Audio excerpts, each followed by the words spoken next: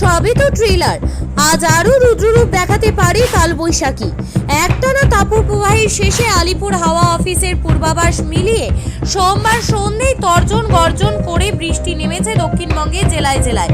বজ্রবিদ্যুৎ সহ বৃষ্টিতে শহরের নানা জায়গায় জল জমেছে, কোথাও গাছ উপচে পড়েছে, ওভারহেড তার ছিঁড়ে আপ ও ডাউন লোকাল ট্রেন চলাচল বন্ধ ছিল দীর্ঘক্ষণ।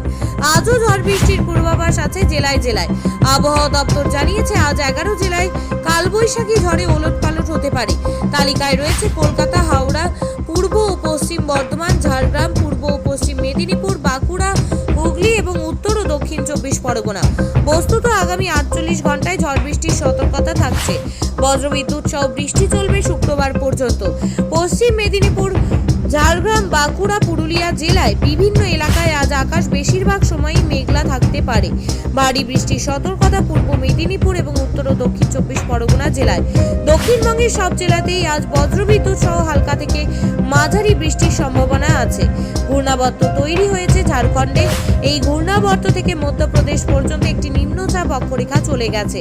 এর ফলে প্রচুর জলীয় বাষ্প ঢুকেছে বাংলায়। এর জেরেই বৃষ্টি হবে।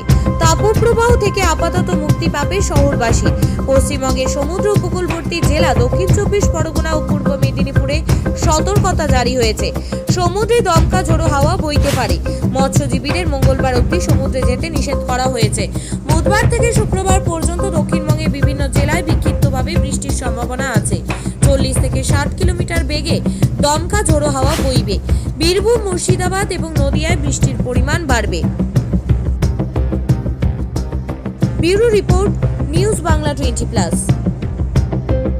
আপনার শখের গাড়িটি আপনি সার্ভিস করতে চান, চলে আসুন A to Z কার শোরুমে। সব ধরনের 4 হুইলার, আধুনিক উন্নত মেশিন সহ অভিজ্ঞ মিস্ত্রি দ্বারা পালিশ করানো হয়। কলকাতা বা নিউ টাউনে থেকে কম খরচে সার্ভিস করতে পারবেন। ঠিকানা ভাঙড়ে Hatishala 6 lane, K1 bus stand. যোগাযোগ 9832362414 নম্বরে।